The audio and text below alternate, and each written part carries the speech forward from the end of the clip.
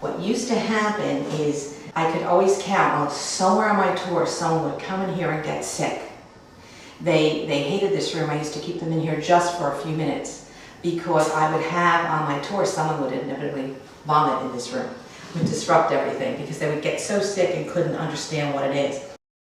This particular area here where you have the fireplace, what used to go on here is you would see a woman dressed in colonial clothing, and you could see her go over to there used to be a pot in there, and she would be tending to the pot, and then you would see her walk back this way and walk back and forth, just back and forth. Now, she did not have a consciousness, not like Tom, who knew we were here.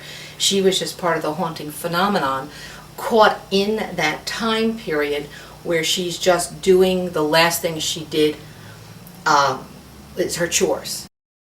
There used to be a sewing machine here, which at times we would find on, and we could be in the room, and even when I'm doing a tour, there was a couple of times where you would actually see the sewing machine go. A few people would scream. This little closet was part of what was a secret hiding place at the time of the Revolutionary War, where the colonists could hide up here and peek downstairs in the tavern and watch what was going on and hear the conversation of the British so that they could get it to their men to then be able to attack them.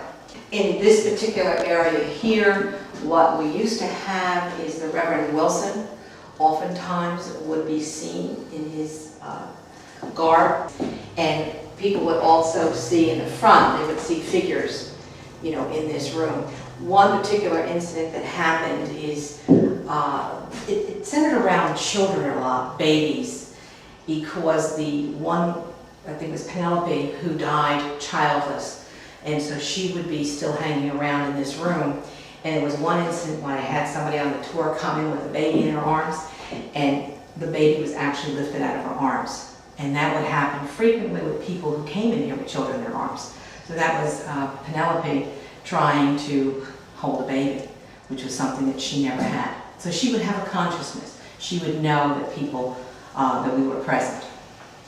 There used to also be a dresser that was there with a very odd looking mirror, and there was a lot of times people would take pictures and also see an image around that dresser that was there.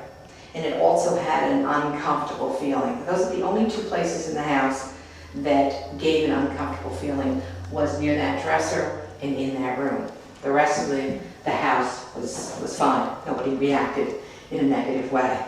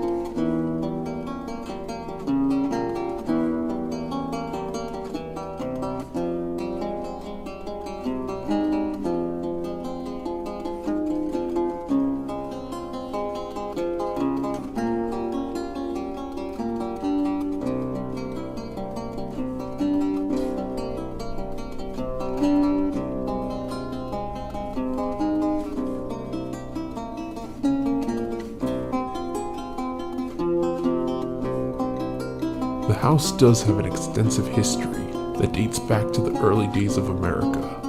Whether it's truly haunted by ghosts or just by a rich history is something that will always be up for debate.